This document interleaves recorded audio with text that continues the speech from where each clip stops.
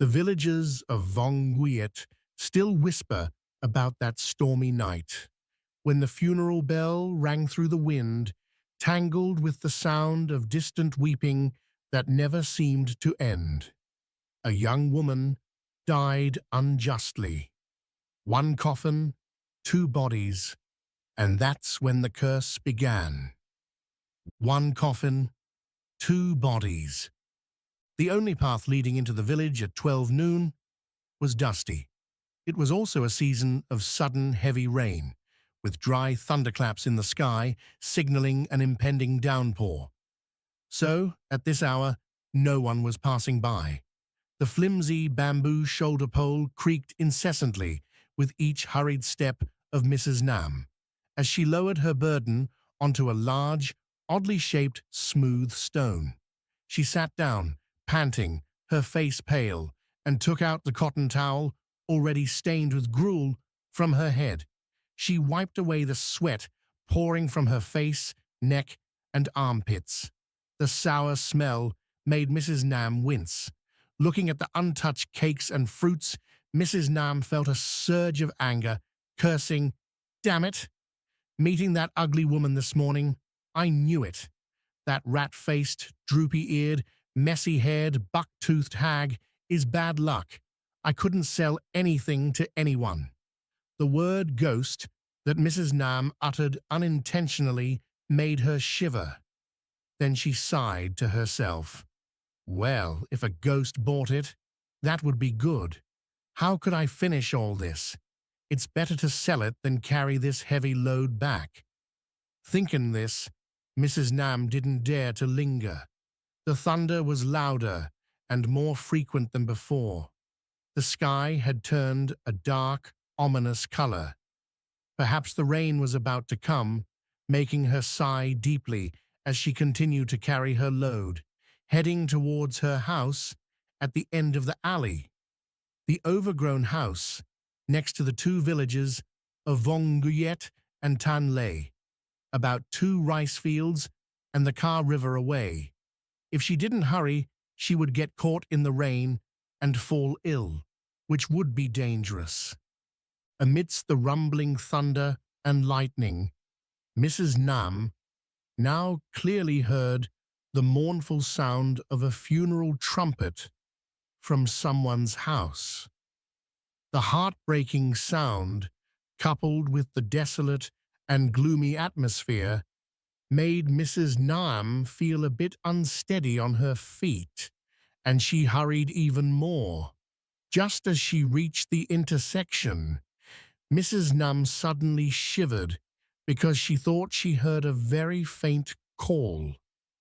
That call blended into the wind like a whisper, but it swirled clearly into Mrs. Nam's mind, as if whispered right next to her ear. "Ban Bio, give me 2 bowls." Mrs. Nam was overjoyed. She quickly put down her load and turned around. Behind her was the figure of a young woman wearing a brown baba shirt with a bulging belly as big as an overturned basket. Mrs. Nam estimated the girl was very young, only in her early 20s. But Mrs. Nam was also surprised by the girl's pale skin, as if she had been sick with a fever for many years. Her face was haggard, her cheekbones sunken, just like a hungry ghost. But Mrs. Nam didn't dare to ask. She reached for the banana leaf tied to the end of her shoulder pole and asked in a friendly voice, "Do you want banbeo? It's freshly made, very cheap. 1 hao for 1 dong can." The girl looked at her strangely, pointed at the basket of banbeo, and replied, "Give me 2 dong can for my family."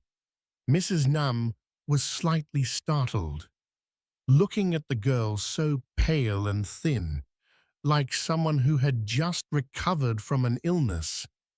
Why would she buy so much banbio?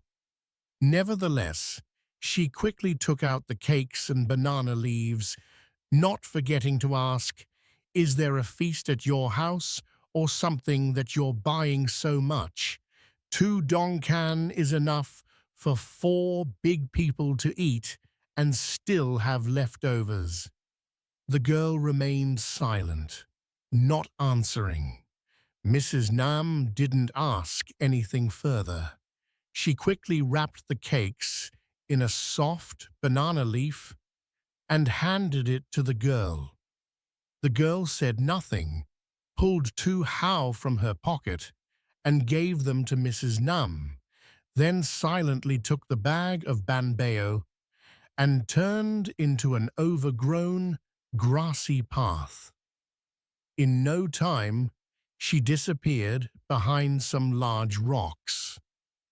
Mrs. Nam felt a slight shiver because when she took the money, her hand accidentally touched the girl's pale arm, which was covered in blue veins.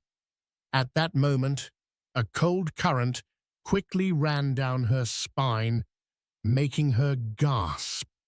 It wasn't until the girl's figure disappeared down the desolate path and the thunder roared deafeningly from the sky that Mrs. Nam came to her senses.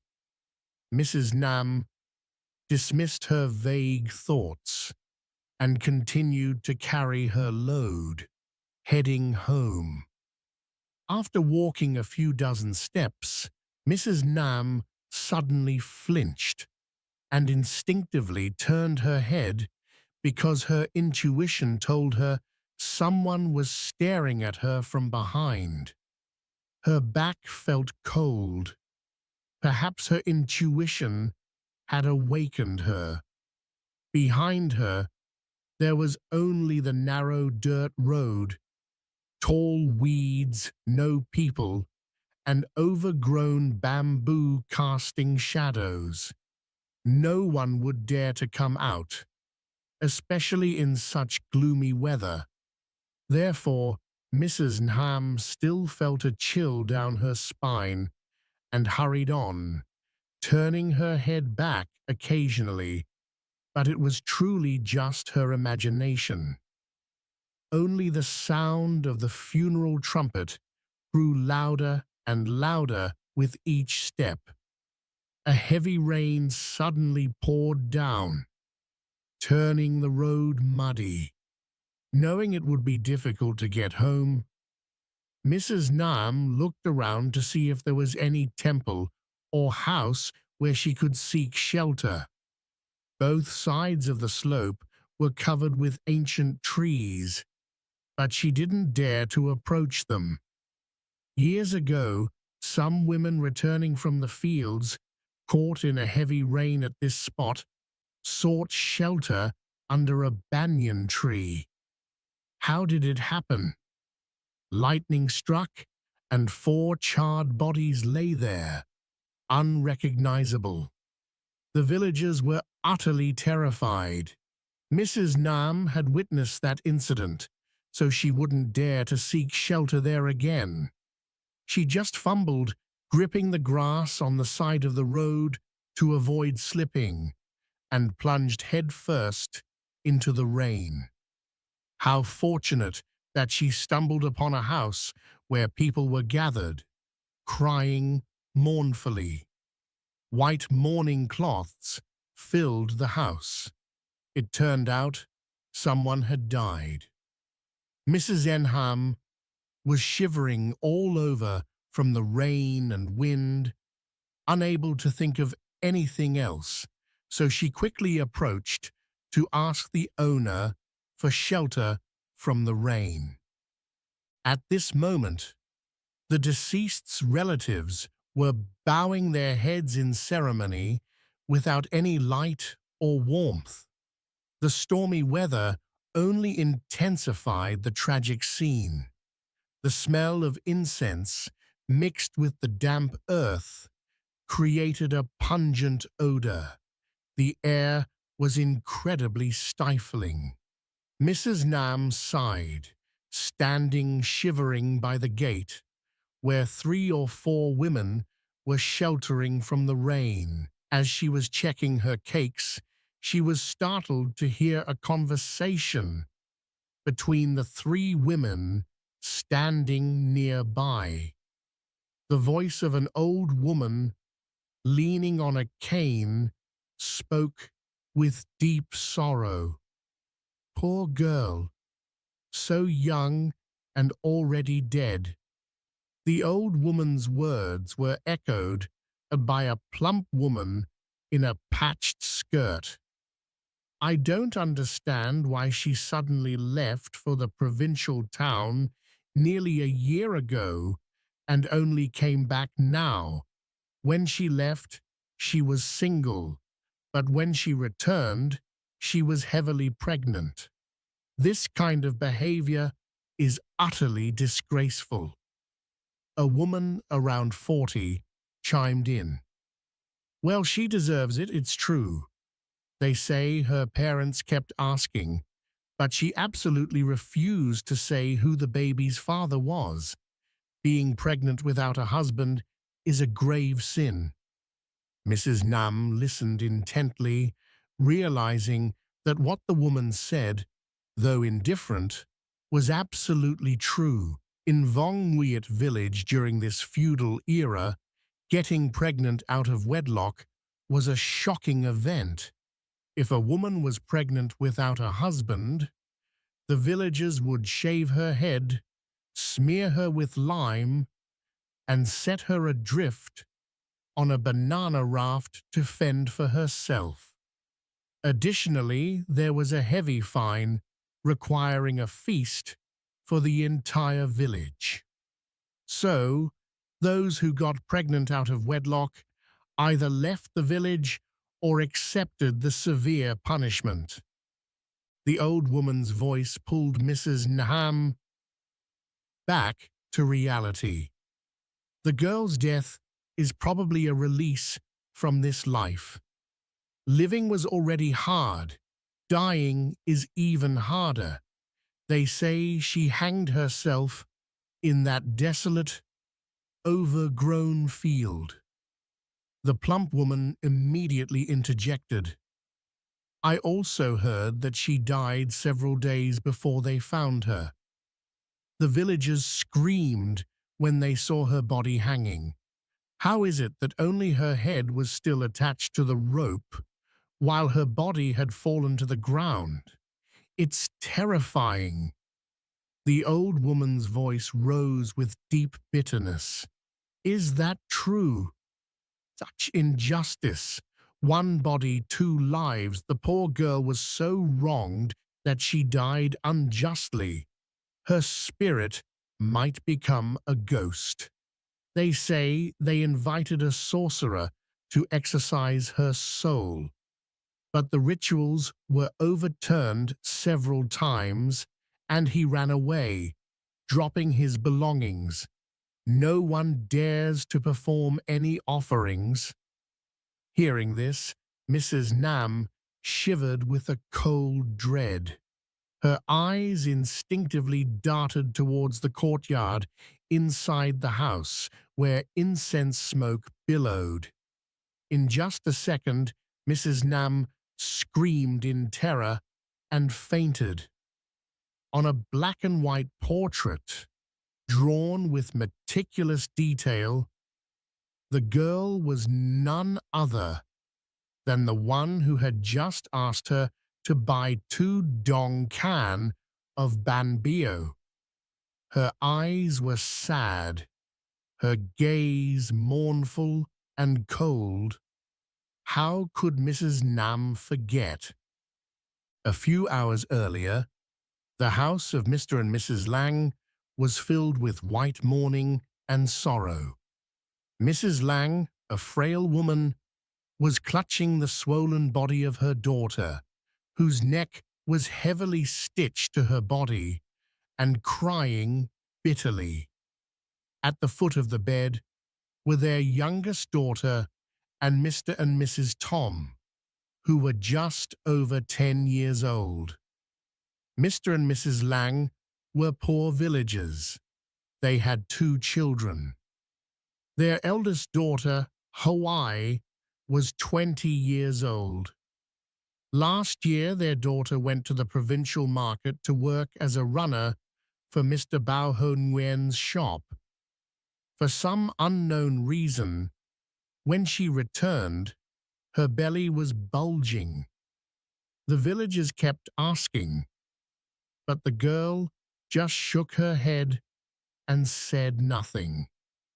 Mr. Lang scolded his daughter while worrying about the villagers' punishment.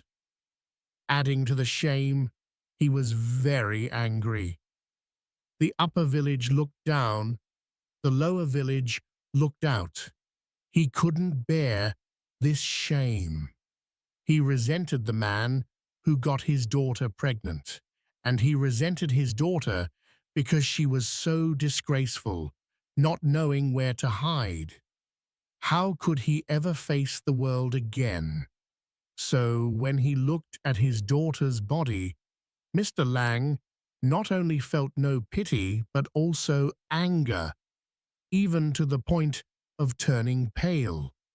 He only wished he could strangle this rebellious child with his own hands so that the villagers would know that even though his family was poor, their family traditions were strict.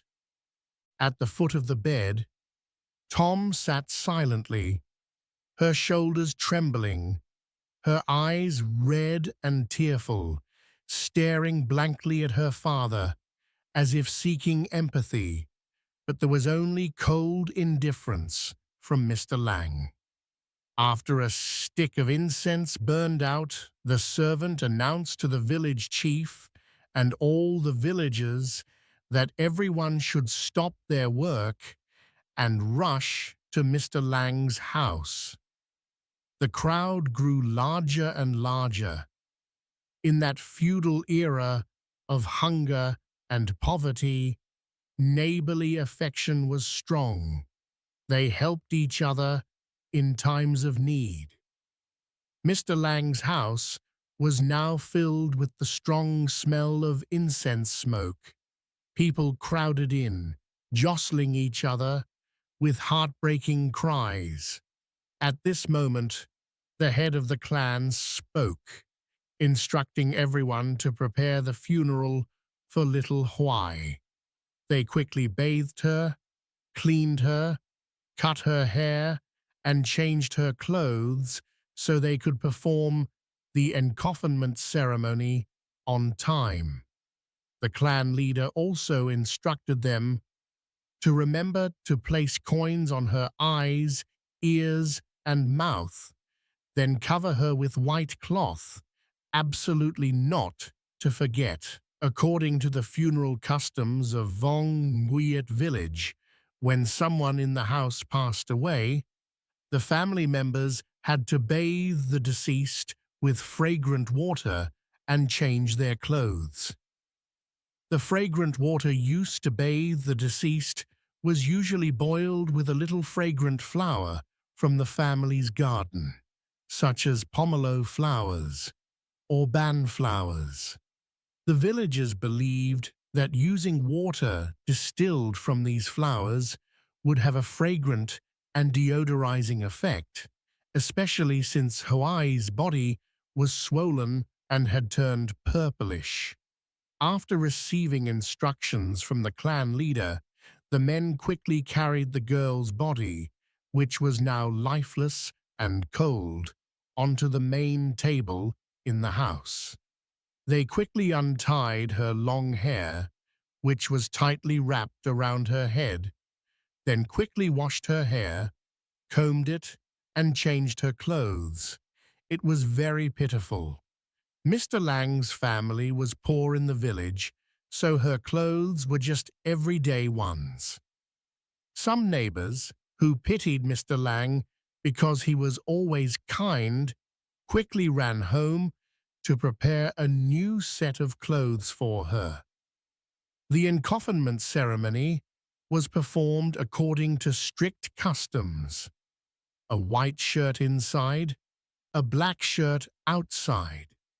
Then they placed the girl's body on the rickety bed, wrapped her in white cloth, then covered her with red cloth, and placed some silver coins in her hand. Hawaii's body had been hanging for several days, so it emitted a foul odor.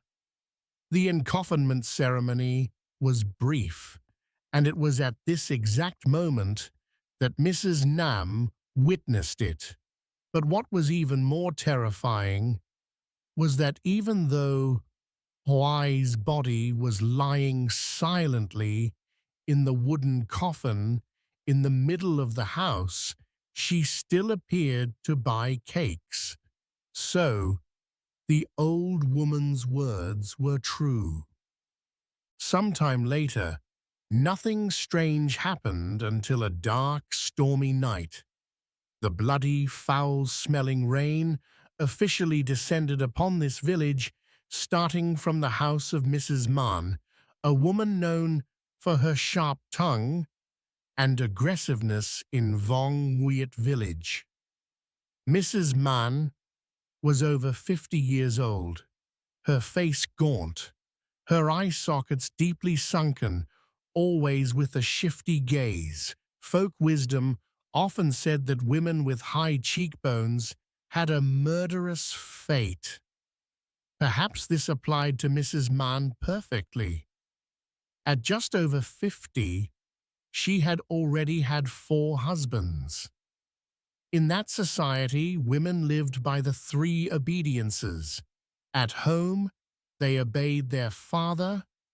When married, they obeyed their husband. And when their husband died, they obeyed their son. Yet Mrs. Mann dared to go against the times. After her 4th husband passed away, Mrs. Mann went to the provincial town, but for some unknown reason, she suddenly collapsed and died, spitting blood. This happened last night, and Mr. Angak, who was hunting frogs, was the one who discovered it. It was around the hour of the pig, 9:11 p.m. Having just experienced a heavy rain, Mr. Angak quickly got up, dressed neatly, lit his bright torch, and strode towards the rice fields at the edge of the village. He thought that tonight, leopard frogs would surely come out in abundance, like a sudden downpour. So, besides the bamboo basket he always carried, Mr. Angak also brought a brown cloth bag, about 3 arm lengths long, in case there were too many frogs to hold. These leopard frogs were all as big as rice bowls.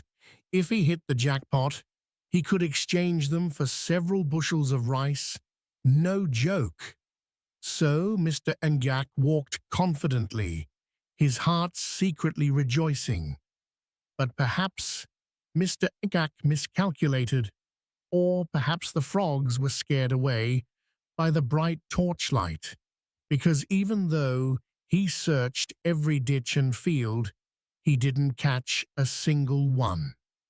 Disappointed, he decided to return. Passing the slope, he felt a sudden stomach ache. Perhaps it was the fish porridge he ate earlier that afternoon. It was dark all around, and there was no one else, so Mr. Angak pulled down his pants and relieved himself in the dense weeds by the roadside. After finishing, he quickly pulled up his pants and silently walked home. After walking about 10 meters, Mr. Angak suddenly stopped because he heard footsteps following him. The heavy thudding sound on the road was very clear.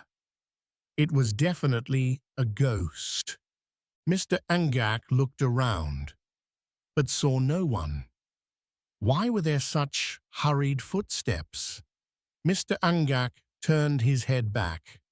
The dirt road was damp, and on both sides bamboo trees bent in the rain. The creaking sound continued steadily, but there was no one there. Mr. Angak stood bewildered for a long time, then muttered, "How strange! I clearly heard loud footsteps on the road, so why don't I see anything? Or am I just imagining things?" So Mr. Angak sighed and turned back, but after 3 steps, the sound came again. When he turned around, it was silent. Before he could understand if it was real or a dream, suddenly, next to the road, there was an abandoned pond. A splashing sound, like someone stomping in the water, echoed from it. Immediately after, a cackling laugh echoed, piercing the quiet night. That eerie sound would make even the bravest person shiver with dread. But Mr. Ngak was not afraid. He knew he was being teased by a ghost. Mr. Ngak, who had been hunting frogs for a long time, was used to the lonely night. These things didn't scare him. So he just kept walking. When he reached the end of the slope, he stopped to observe. When he saw a figure standing hidden behind the gate of Mrs. Man's house, waving. Mr. Angak found the figure strange, especially in the dark night. The person's skin was pale and unnatural. Mr. Angak stared intently and confirmed that it was definitely not a villager. Mr. Angak was surprised and guessed that the stranger was lost and looking for someone. He intended to ask, but as he approached, the figure turned and walked away, disappearing behind a dense banyan tree blocking the stone fence. Mr. Angak stood stunned, muttering, "Damn it! Who's so bored? It clearly waved at me, but then it left." Before he could get over his anger, the gate of Mrs. Man's house suddenly opened. The creaking sound of the old hinges, wet from the rain, made Mr. Angak curious. He peeked inside. In just a second, Mr. Angak was terrified, his limbs trembling, his mouth twisted, his eyes wide with shock. He struggled to let out a mournful scream that would alert the entire village, who were still sleeping soundly. At the same time, at the house of Mr. Nguyen, the wealthy landlord, who was sleeping soundly in his velvet bed, he wondered why the night was so cold. He pulled his thin blanket up to his chin, but his body still shivered uncontrollably, his teeth chattering. Yet next to him, his wife, Mrs. Kwan, was still wearing her thin pants, smelling of sweat, and snoring loudly. Her deep snoring indicated she was in a deep sleep. A hurried knock on the main door startled the landlord. He quickly threw off his blanket and got up. He fumbled for his long robe, put it on clumsily, stretched, yawned, then walked out of his room and out to the main door. He asked in a condescending tone, "Who is it? What's so urgent that you're calling me so early in the morning?" Then the landlord quickly unlatched the door and recognized the knocker as Thang Dan, a trusted servant who had been with him for many years. His presence at this hour indicated something very important. Before the landlord could question him, Thang Dan quickly said, "Sir, there's a dead person at the end of the alley. The elders in the village are already there. Mrs. Mann hanged herself in her house." The landlord's mouth dropped open in shock. He asked, "Mrs. Mann, there are 5 or 6 people named Mann in this village. Are you challenging me?" Thang Dan quickly replied, "The Mrs. Mann that the villagers say has a murderous fate, the one who often came to you for help." The landlord's face suddenly hardened. Thang Dan then urged the village elders and scribes to gather everyone to come quickly. "Everyone is already there." The landlord stood stunned for a few seconds, then grunted, quickly put on his long robe, and told Thang Dan to follow him closely. The 2 figures, one fat and one thin, quickly walked out. A few people were rushing towards Mrs. Mann's house. The sound of people calling out to each other echoed loudly down the alley. The landlord casually pulled aside a passer-by and asked, only to hear the person reply, "Sir, it's terrible. She died with her eyes wide open." The landlord's face showed a difficult-to-understand expression of thought. Then he quickly walked to Mrs. Mann's house, just as everyone had gathered. The landlord told Thang Dan to clear the way, then pushed his way to the front to see clearly. What met the landlord's eyes was a horrifying sight.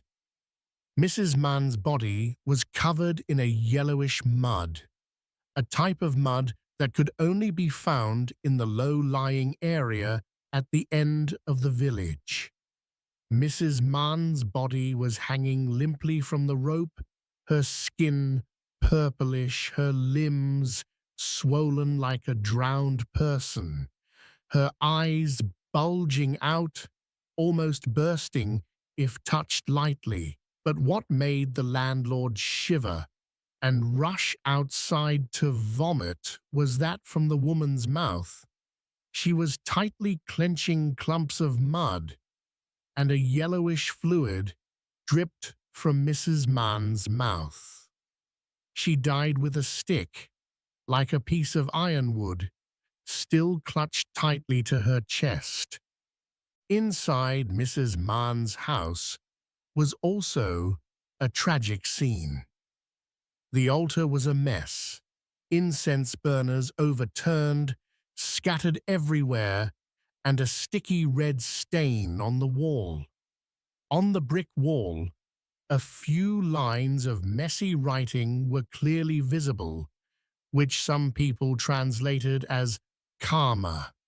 After a few seconds of regaining his composure, the landlord regained his dignified posture and slowly walked back inside. His legs were unsteady, and an invisible fear gradually invaded his mind. He glanced at Mrs. Mann's body again, hanging limply from the ironwood beam.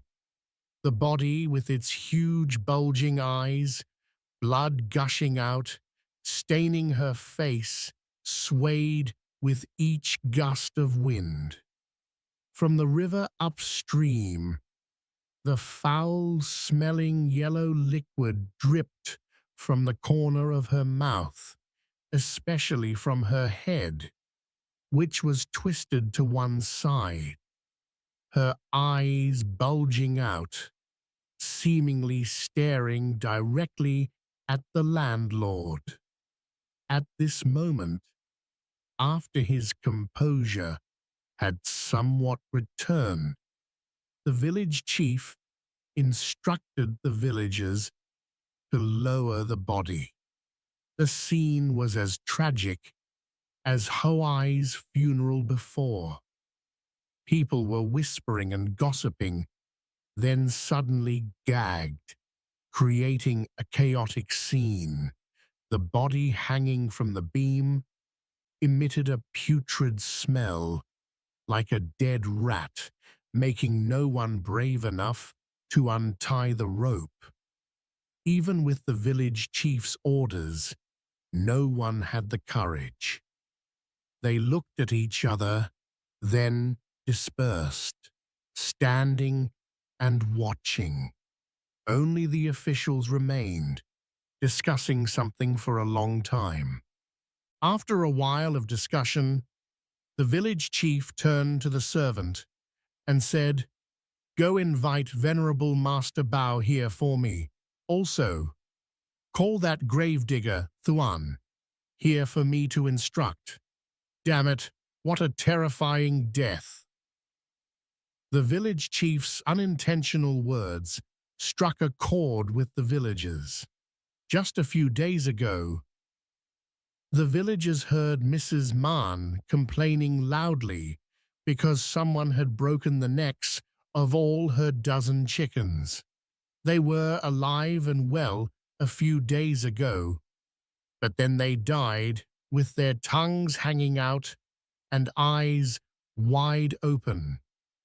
Not only the village chief, but also the landlord, Mr. Nguyen, was terrified. He felt a lump in his throat. His breathing became difficult, and even his heart pounded like a drum. As he was deep in thought, the window facing the overgrown garden behind the house, where people were whispering and gossiping, suddenly burst open.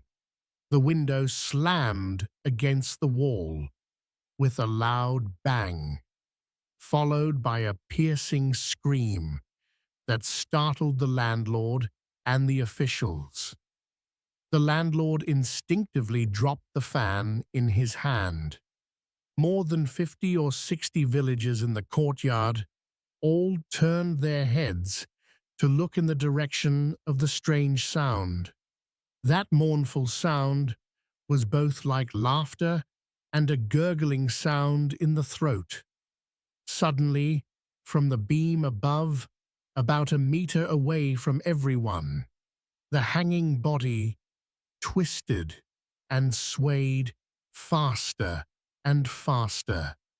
The swollen body, with its bulging eyes and a yellowish fluid dripping from its legs with each sway, and a foul-smelling, gurgling sound coming from its throat. The gurgling sound came from it again and again. Everyone screamed in terror and scattered. Some fainted on the spot. Soon, thunder began to rumble loudly in the sky. A heavy rain poured down immediately after. The officials, including the landlord, Mr. Nguyen, turned pale. They intended to run away, but as soon as they reached the main door, the door suddenly slammed shut. The door suddenly slammed shut. The group shouted and pushed, but strangely, an invisible force held the door tightly, making it stuck. The group couldn't open it. Behind them, the body twisted incessantly. The creaking sound of the rope and the beam emitted a strange, eerie creak. The space was chaotic under the rumbling lightning. The house was leaky on all four sides, and the roof had a hole at the top, allowing rain and wind to pour in, filling the dirty, muddy ground. The air was filled with a foul smell of internal organs, a putrid smell that made the entire group vomit. They vomited blood and water, which gathered into a puddle, gradually spreading, emitting a strong, fishy odor. Very quickly, it created a thick, nauseating feeling in their throats. The landlord was restless, wanting to run, but where could he go? He hid under the table, clenching his eyes shut, not daring to look at the terrifying scene. Suddenly, the rain, wind, and lightning raged, and the image of the body gradually withered, becoming dry and shriveled. A dry, hollow sound fell onto his head, and Mrs. Mann's body parts scattered everywhere. The most terrifying was her skull, as big as a dried gourd, which fell right under the table. The skull looked directly at the landlord and let out a mournful laugh. The landlord shivered and fainted. At that moment, outside in the dazzling lightning, the lightning tore through the night, and the rumbling sound of the rain grew louder and louder. The group, including the village chief, the scribe, the district chief, and 3 or 4 other landlords, saw a pale figure with disheveled hair soaked with rain, wearing white mourning clothes, standing in the middle of the overgrown courtyard, staring intently into the house. The figure silently disappeared behind the gate as Venerable Master Bao's voice rose. The gate also suddenly opened gently. The officials scrambled to run out and hide behind the master, their faces all pale, not a drop of blood. The terrified villagers helped the unconscious landlord back home. As for Mr. Thuan, the gravedigger, who was known for his bravery, even he would be terrified if he witnessed such a scene of dismembered body parts.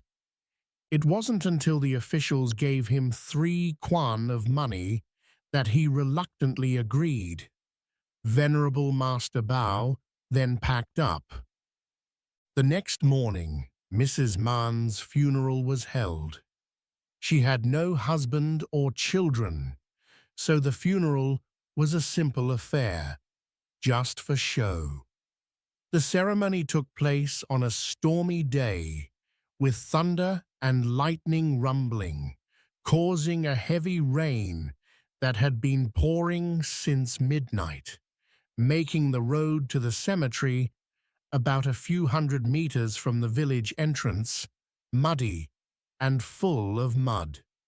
The villagers struggled to pull the dark red coffin to the grave. The rain had filled the newly dug grave, forcing everyone to bail out the water. The coffin, with Mrs. Mann's body inside, was so heavy it almost tipped over. It took the entire village over an hour to bury the coffin. The village chief also instructed everyone to pile rocks on top, fearing the heavy rain might cause the coffin to resurface at any time, which would be very strange. The entire funeral procession was soaked wet. The landlord, Mr. Quash, was also among them.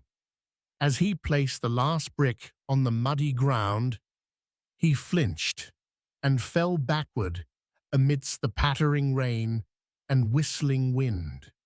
A cold voice, as if from hell, echoed, "Oh, Mr. Ba, Mr. Ba."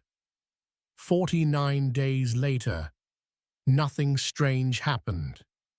The haunting images in the landlord's mind also gradually faded. However, after that incident, villagers rarely saw the landlord's face. He was very resentful. They occasionally saw him in shady, desolate places, luxurious places that commoners like them could not frequent. And what good would it do them to meet him? They didn't even dare to greet him. Landlord Nguyen, whose common name was Quash, was considered a prominent figure in the village. People rumored that his family had vast amounts of money, hundreds of acres of land, and countless servants. He also owned several well-known fabric shops in the district and provincial town, so he became even richer. Mr. Quash had a dignified appearance, but his eyes were so cold that no one dared to look him directly in the face. He had lived in this village for nearly 30 years, but the villagers rarely interacted with him, partly because he was rich and partly because of his harsh personality. It was even rumored that he beat a buffalo herder who worked for him, breaking both his legs because he dared to eat leftover food, and then threw the poor servant 2 bushels of rice, which was a complete silence. People also rumored that he knew many high-ranking officials, so no one wanted to cross him. One afternoon, for some unknown reason, he decided to visit his rice fields in the countryside. Around the hour of the dragon, 7 to 9 a.m., he and Thang Dan walked through several rice fields, inspecting the rice. Around the hour of the horse, 11 a.m. 1 p.m., feeling tired and sunstroke, he told Thang Dan to rest with him under a banyan tree at the border of 3 villages. As Thang Dan was fanning him vigorously, he heard some commoners from the neighboring village whispering about something. Normally, commoners wouldn't dare to sit on the same level as him, let alone talk loudly. When they saw him, they would scatter. He couldn't stand the dirty, lowly smell of commoners.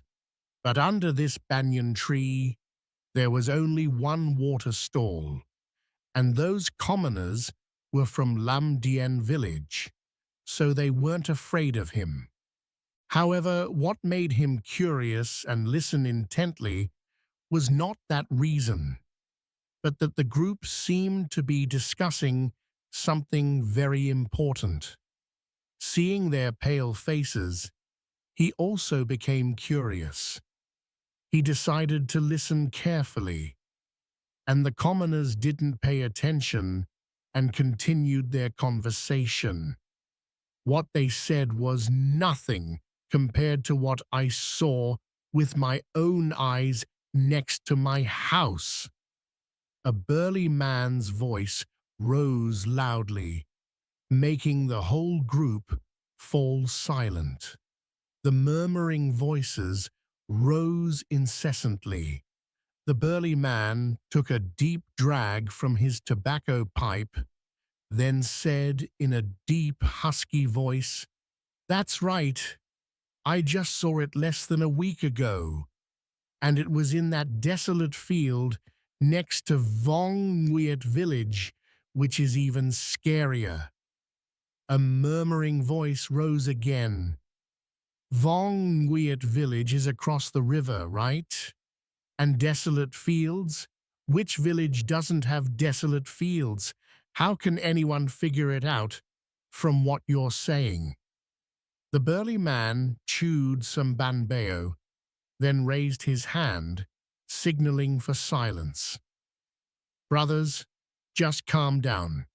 That desolate field, it's true that every village has one, but this desolate field is where little Hawaii, Mr. Lang's daughter hanged herself. The whole group gasped, then continued to listen intently. The burly man continued, "That desolate field is where the girl hanged herself, near the buffalo wallow. All the strange things started from there. Brothers, do you remember the market day? The market day was rare. It only met once a month. So everyone here knows that if you want to buy good stuff, you have to go early, right?" The group nodded in agreement. The burly man then continued seriously. "Usually, people would get up around the hour of the ox, 1:03 a.m., and go. And at night, they usually go in large groups. Even I, like you all, do the same. But that night, because of some urgent matter, my neighbor, Mrs. Than, had to go to the market early. It was only the hour of the rat, 11 p.m., 1 a.m., the third watch, and she was already up and going. Mrs. Than just kept walking. The whole road to the market had to pass by that desolate field to reach the ferry. When she reached the small path leading into the field next to the road, brothers, do you know what she saw?" The group, confused, asked, "What? What?" An old woman with braided hair snapped, "What is it? Damn it! Why don't you tell us quickly? If you don't tell us quickly, I'll hit you with this teapot." The burly man chuckled, then quickly returned to his serious demeanor. According to his story, the crowd could imagine the strange incident that Mrs. Tam encountered on that gloomy night. It was in the middle of the month. Mrs. Than was walking when she saw the image of a woman standing there, heavily pregnant, wearing a barber shirt, waving at Mrs. Than. Feeling strange, she approached and asked, "Sister, what are you doing out here at night? It's so dark. Why aren't you at home? The wind is blowing. Who knows what might happen?" The girl, hidden behind a banyan tree, replied when Mrs. Than asked, "Sir, I'm 9 months pregnant, and my legs are very swollen. Can you take me to the ferry so I can buy some medicine?" As she spoke, the girl pulled up her pants, and in the faint moonlight and the flickering light of Mrs. Than's torch, she saw the girl's calves were swollen with several scratches from fingernails and a foul-smelling fluid, indicating that the swelling was tormenting her greatly. Mr. Than felt pity for the girl, so he curiously asked, "Where is your husband? Why didn't he take you? Why are you wandering alone at night like this?" The girl bowed her head silently, not speaking.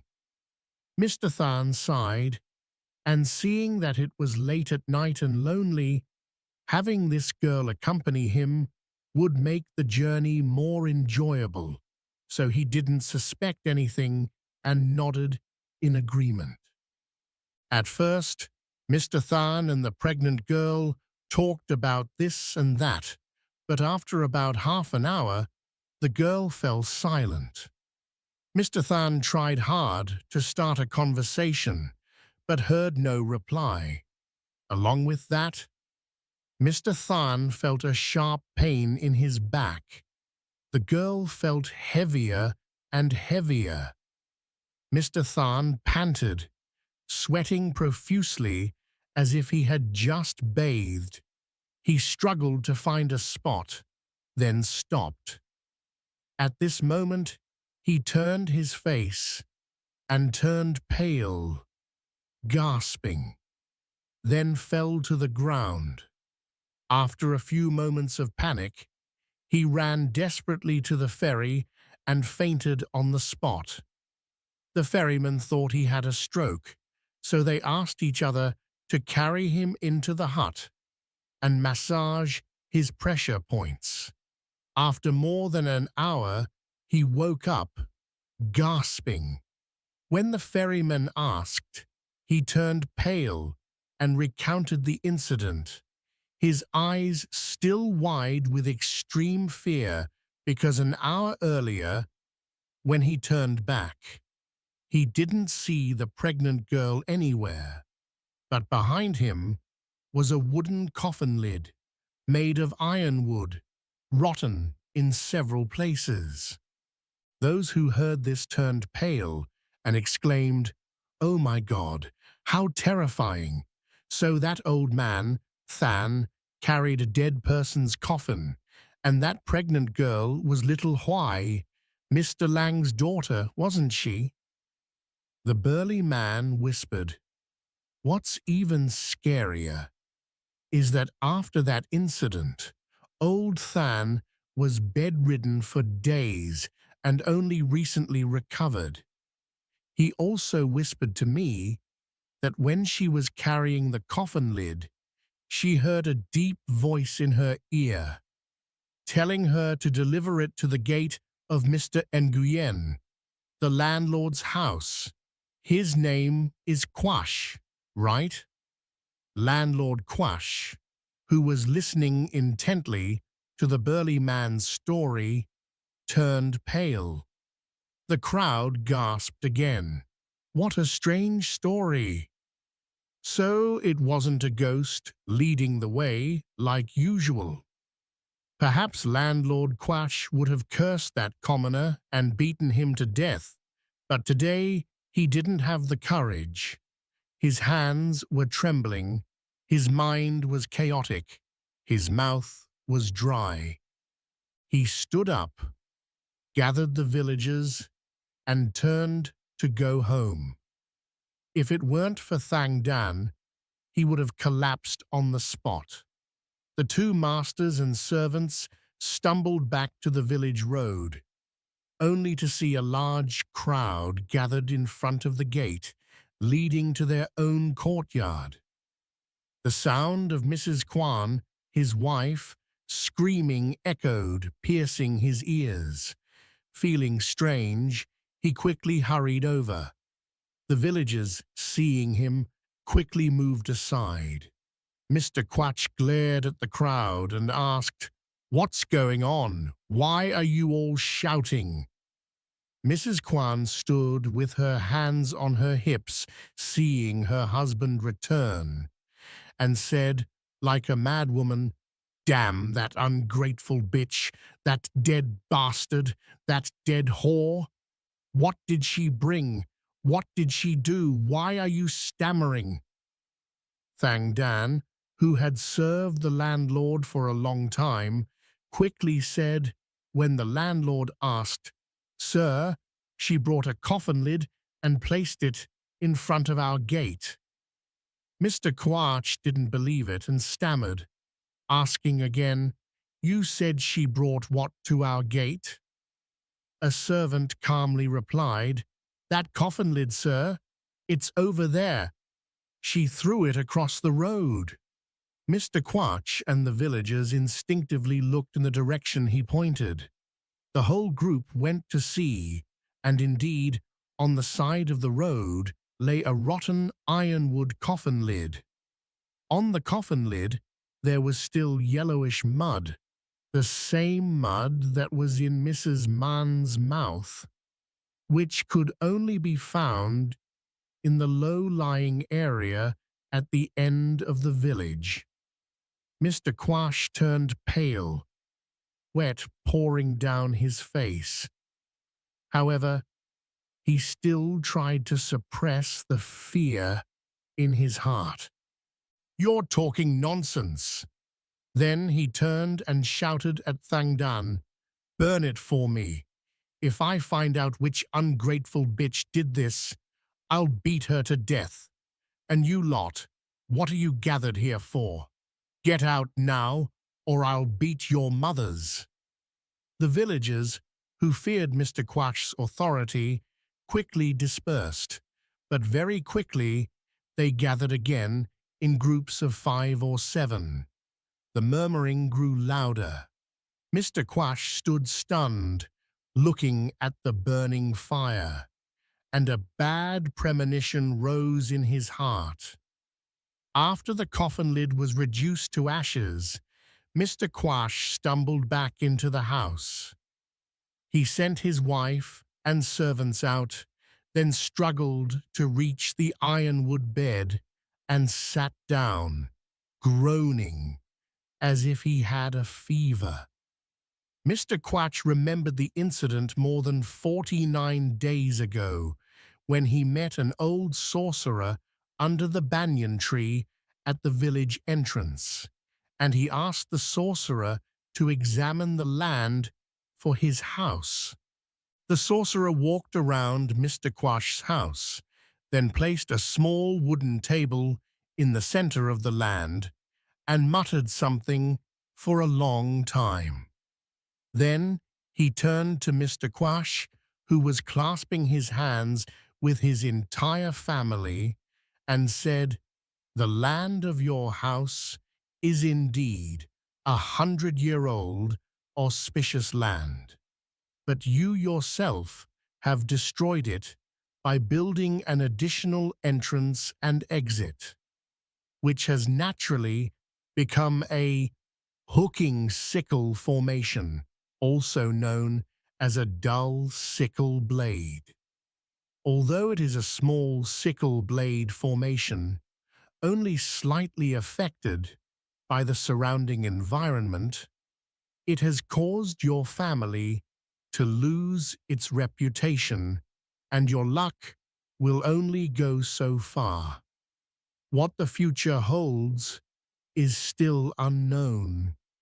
There is only one thing." "What is it, master?" Mr. Quash asked with a trembling voice. The sorcerer sighed and said, "The magic of dispelling evil spirits or suppressing dragon veins is easy for me.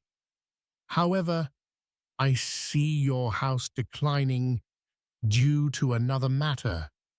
There are 2 ghost spirits haunting you, and when I met you under the banyan tree earlier, I saw that your forehead was completely black.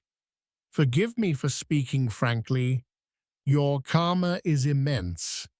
Your descendants will go mad and become beggars, wandering from place to place." To add a little more about Landlord Quash, he had 2 children, a son and a daughter. The elder sister, Huong, was 35 years old. The son, Duong, was 28 years old this year. He was married and had children, currently living in the provincial town. As much as Mr. Quash was cunning, his 2 children were equally compassionate. Landlord Quach owned several fabric shops in the provincial town, and his business was very busy, so he often had to go back and forth, sometimes staying there. For some unknown reason, he became depraved and secretly entered Hawaii's room to commit indecent acts. Hawaii was Mr. Lang's daughter, a poor girl in this Vong Nguyet village, and for some unknown reason, Hawaii became heavily pregnant twice. Mr. Quach strictly forbade her from giving birth there, fearing she would be fined by the village. He then sent Hawaii to Mrs. Man's house next door to ask for help. And of course, Mrs. Kwan, his wife, would have eaten him alive if she knew he had an affair with a servant. For some unknown reason, On the day Hoi was about to give birth, she insisted on returning to the village. This made him very worried. At that time, it was common for men to have affairs, but if people knew he had an affair with a commoner servant and officials looked down on him, where would his dignity be? So that night, he secretly gave Mrs. Man 2 gold bars and instructed her to tell Hoi that he wanted to arrange a proper wedding. Hoi was overjoyed and quickly followed Mrs. Man to her house. When they reached the desolate field, Hoi unexpectedly was hit on the head by Mr. Quash and Mrs. Man with a wooden stick, killing her instantly. The two evil perpetrators even cruelly dragged the girl's body to the desolate field near the buffalo wallow, then used a rope to hang the body with its bulging belly from a banyan tree, making it look like she committed suicide out of resentment towards her family.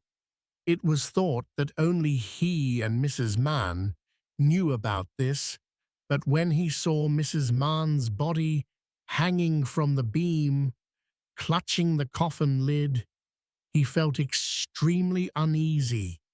Now, looking back, he realized that the sorcerer's words had come true in part. That same afternoon, he used the excuse of reperforming the ancestral offering ceremony. So he invited several sorcerers to set up an altar and perform elaborate rituals.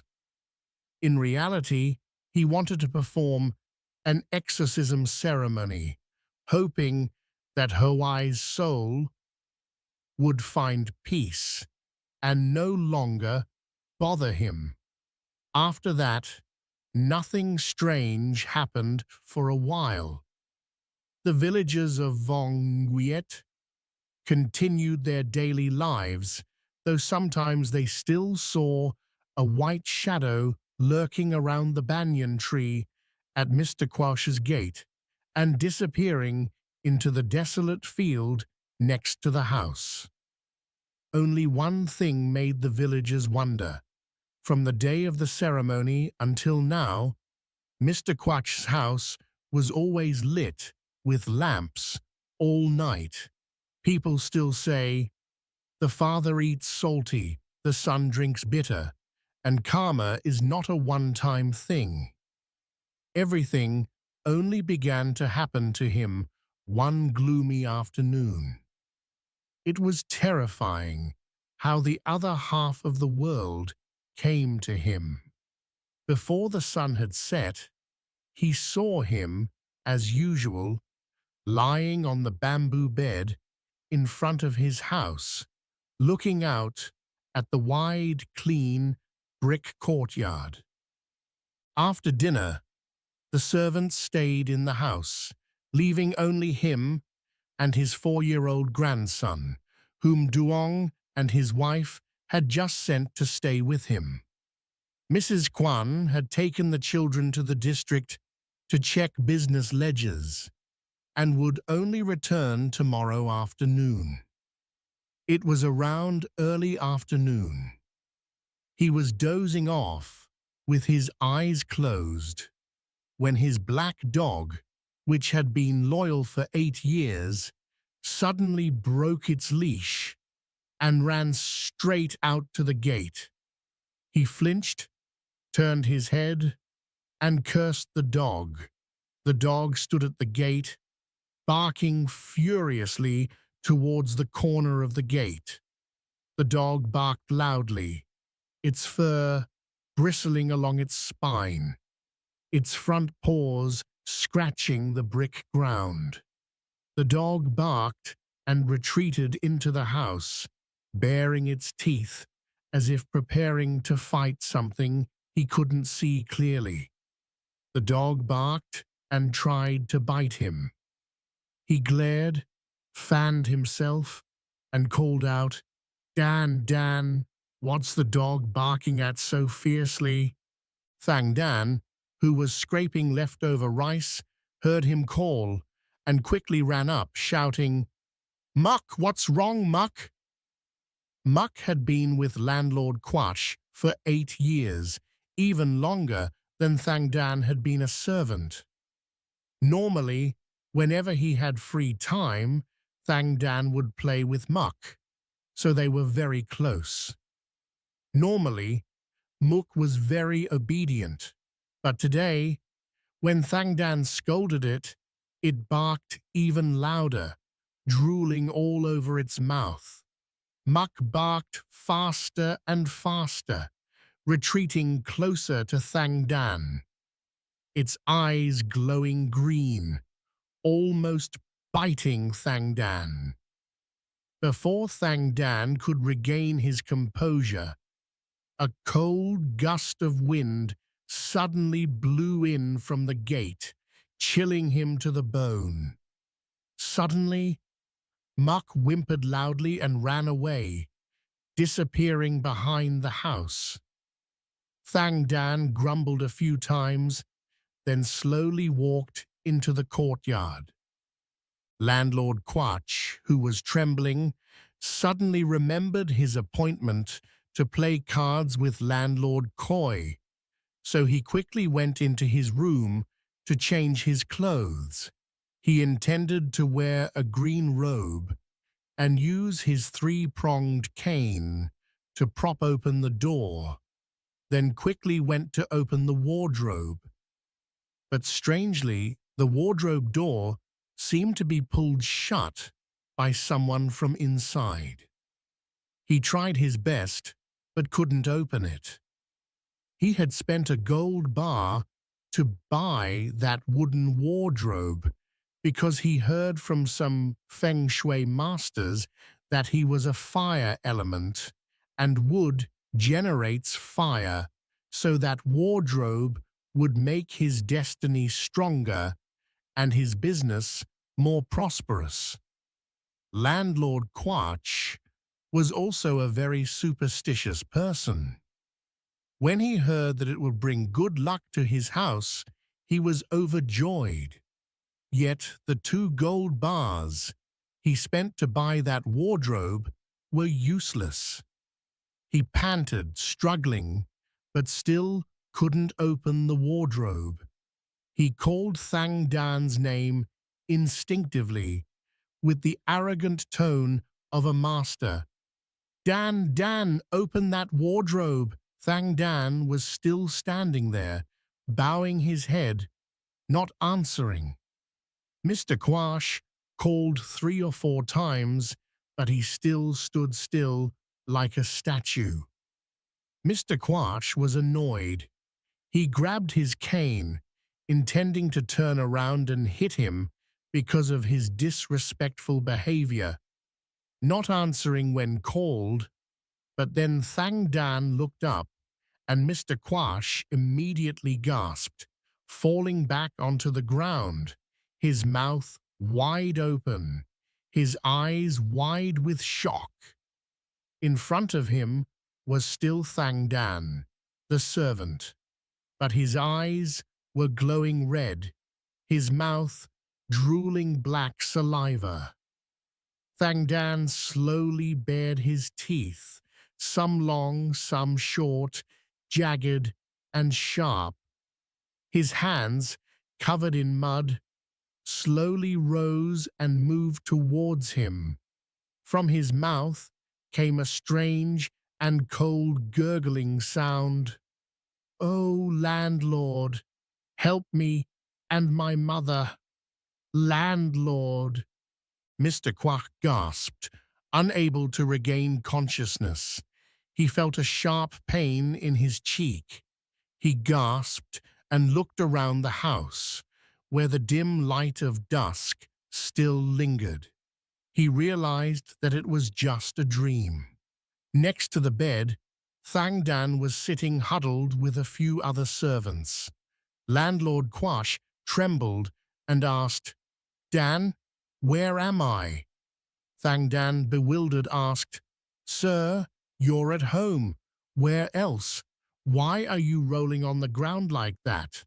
I thought you had a stroke, so I asked the children to help you onto the bed. But then you started talking nonsense, so I had to slap you a few times to wake you up. Landlord Quach instinctively raised his hand and rubbed his cheek, his eyes staring blankly into the dim space. After telling the servants to light all the lamps, he told Thang Dan to sleep in his room for peace of mind. The card game was also abandoned. The sound of people calling each other to work in the fields echoed, bringing more vitality to the countryside. Mr. Quach sat on the bed, his mind chaotic, with many things that he himself doubted. He realized that Thang Dan had just come up from downstairs. Seeing him sitting there silently, Thang Dan exclaimed in surprise, "Oh, landlord, you're already sitting here? I thought you were still sleeping. Why didn't you turn off the lamps, leaving them on all night? It's a waste, sir." Mr. Quash didn't bother to look at the servant. The faint sunlight of October shone into the brick courtyard, making him feel a bit more awake. For the past few days, he had felt uneasy. Until yesterday afternoon, when Muck kept barking at the corner of the gate and Thang Dan suddenly turned into a ghost in his dream. He vaguely realized that something was and would continue to come for him. He quickly took a sip of the hot tea Thang Dan had just brewed. He then grabbed his cane and said, "Dan, you come with me to the market, right now." "Right now, sir?" Thang Dan quickly grabbed his umbrella, put on his clogs, and clumsily followed his master.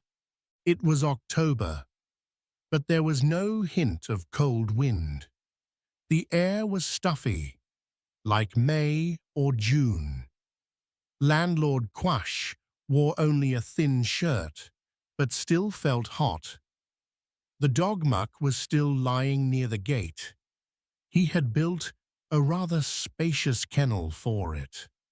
Mr. Quash walked over to pet the dog, partly out of habit, before leaving the house, and partly because he felt safer these days when he was near it. The dog Muck still didn't know he was coming. It was engrossed in playing. He then said, "Mook, stay home. I'll be back soon." Before he could finish, he stopped, speechless, because what Muck was holding in its mouth was not something unfamiliar, but a piece of the rotten coffin lid that someone had brought and thrown at his gate. Landlord Quack was terrified, rooted to the spot, gasping, unable to speak. Suddenly, a muscular hand grabbed his hand, making him scream in terror and fall to the ground. Thang Dan, panicked, dropped the umbrella he was carrying and rushed to help him up, repeatedly asking, "Sir, sir, what's wrong? Did you have a stroke? I called you several times, but you didn't answer. Let me help you inside and rub some oil on you. This weather is no joke." Mr. Quach turned to look at Thang Dan, stammering, You see what Muck is holding? I can't see it." Thang Dan replied, "Yes, sir," then walked towards the dog. Then he turned back and asked, "Sir, what are you talking about? The dog is sleeping, isn't it?" What do you see? Or are you seeing things? Mr. Quatch angrily rubbed his eyes. Then indeed, Muck was curled up, sleeping soundly. Mr. Quatch stared at the dog for a few seconds, then turned to Thang Dan and said, "Come on, let's go quickly, or we'll be late." At this moment, Mr. Quatch only wanted to go somewhere to change the atmosphere, rather than stay here with all these illusions.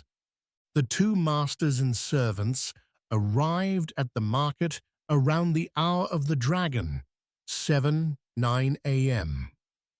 They went into a tea shop. He handed Thang Dan a piece of paper with a list of items. Thang Dan quickly asked, "Cinnabar? Glutinous rice? Wedding drums? Why are you buying so much? Is there a feast at home?" He didn't answer, just waved his hand, telling him to go quickly.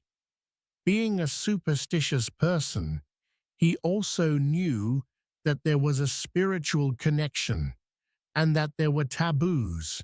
Moreover, impure things were very afraid of glutinous rice, cinnabar, and wedding drums, so he intended to buy more, to be prepared for any unexpected events. As Thang Dan left, he sat sipping tea.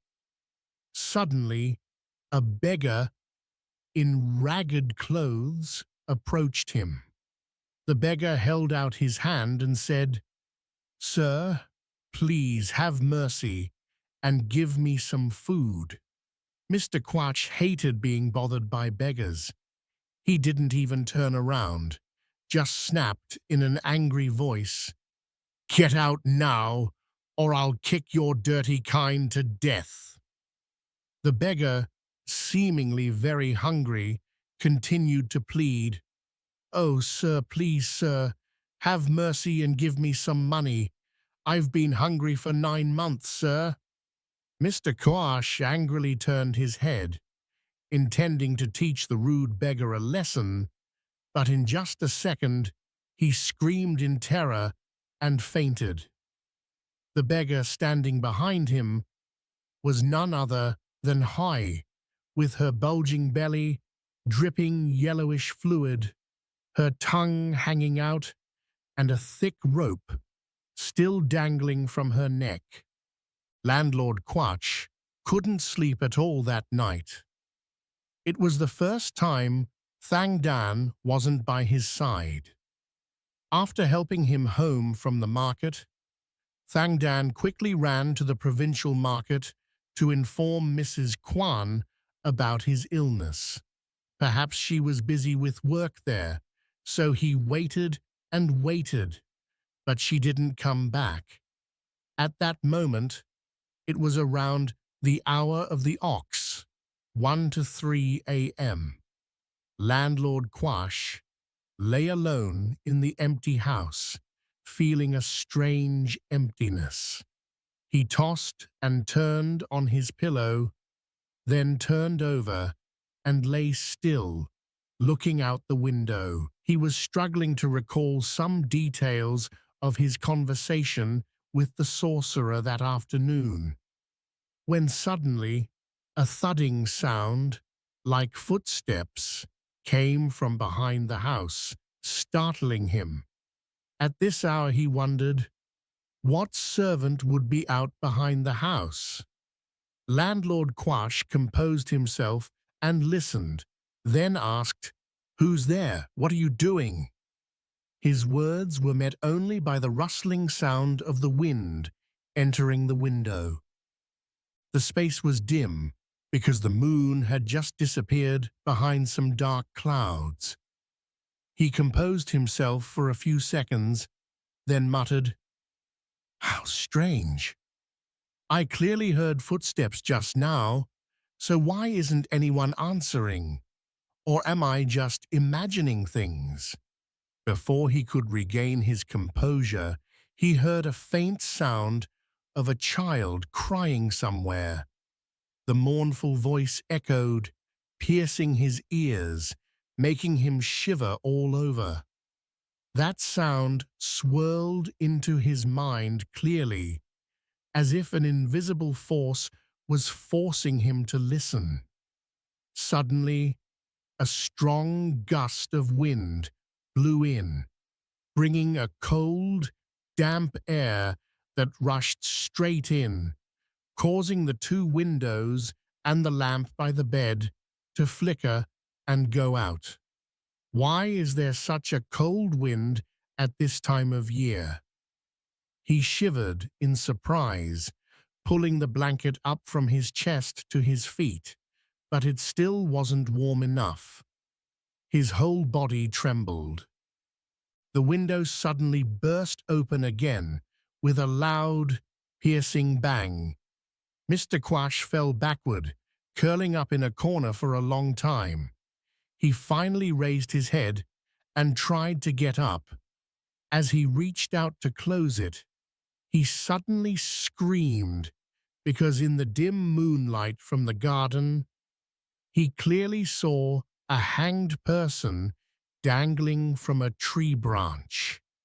The body was still swaying, and a mournful laugh came from its throat. What was most terrifying was that he recognized it as a woman's body, wearing a dark baba shirt with a bulging belly exactly like Hoi. That night, he struggled to get out of bed, walking backward towards the door. In the flickering light of the lamp, which was being blown out by the wind, he gasped and fell, and what met his eyes was an extremely ghostly image. The hanged figure twisted incessantly, then the rope broke in half.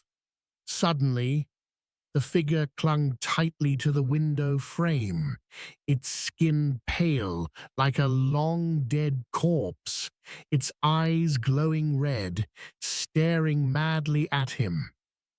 Under the last flickering light, which then went out, he screamed in terror, realizing that the ghost by the window was Hoi and her child. He widened his eyes and screamed, then ran out the door into the kitchen, grabbed a long-handled shovel and a heavy cloth bag, his teeth chattering, his face pale, and ran desperately towards the village cemetery. A heavy rain poured down as if the sky was weeping, and the wind howled furiously, turning the ground into sticky mud. But the grave where Hoi's body was buried was a shallow grave, so after about a week, he could already touch the coffin lid. He frantically dug and piled earth on top of the coffin, then threw the shovel onto the newly dug earth.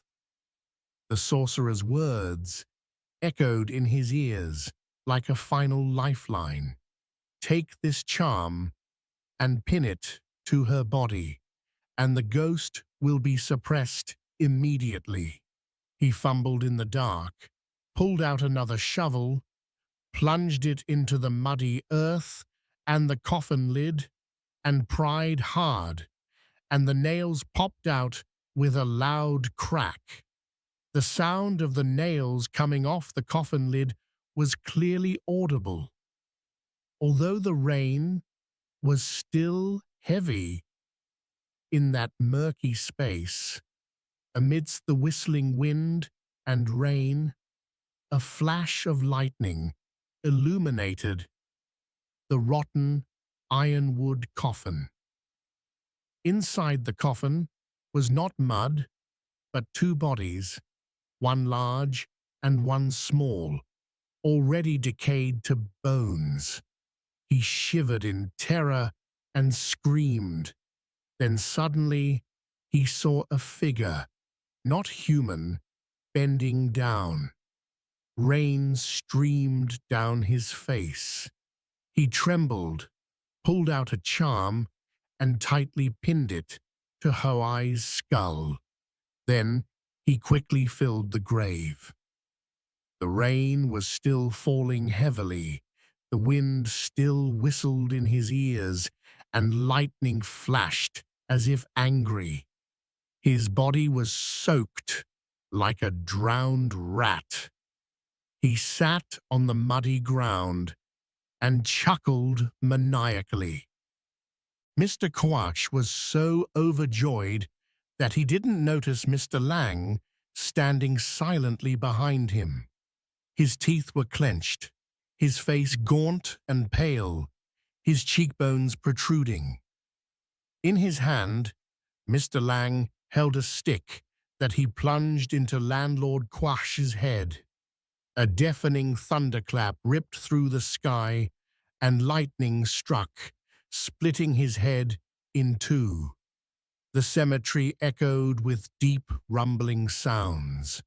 Lightning tore through the wind and rain, swirling above, and swirled into Landlord Quash's mind clearly. "Oh, landlord, because of me and my mother, because of me and my mother."